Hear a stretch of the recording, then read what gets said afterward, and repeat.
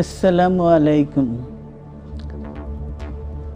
দীর্ঘদিন অসুস্থ থাকার পর আপনাদের সামনে কথা বলতে পারার জন্য আল্লাহর কাছে শুকরিয়া আদায় করছি।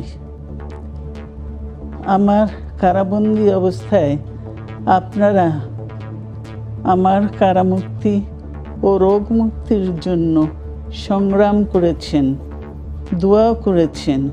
সেজন্য আমি আপনাদের সকলকে ধন্যবাদ জানাচ্ছি। দীর্ঘ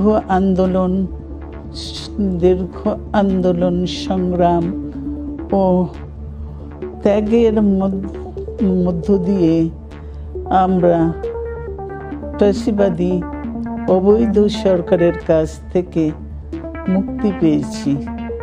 আমি আন্তরিক ধন্যবাদ জানাতে চাই আমাদের বীর সন্তানদের, যারা মরণপণ সংগ্রাম করে এই অসম্ভবকে সম্ভব করেছে।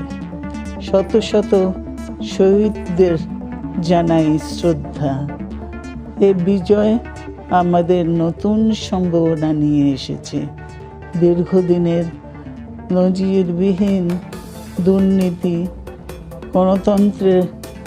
গণতন্ত্রের ধ্বংসের স্তূপের মধ্য থেকে আমাদের নির্মাণ করতে হবে এক সমৃদ্ধ বাংলাদেশ। ছাত্র তরুণরাই আমাদের ভবিষ্যৎ।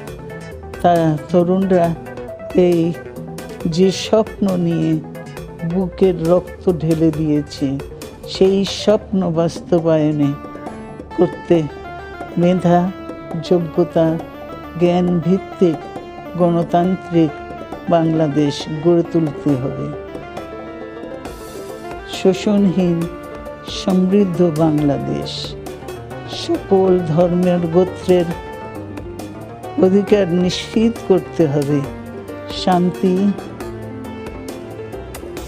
প্রগতি আর সাম্যের ভিত্তিতে আধুনিক বাংলাদেশ নির্মাণে আসুন আমরা তরুণদের হাত শক্তিশালী করি। ধ্বংস নয়, প্রতিশোধ নয়, প্রতিহিংসা নয়, ভালোবাসা, শান্তি ও জ্ঞান ভিত্তিক সমাজ গড়ে তুলি।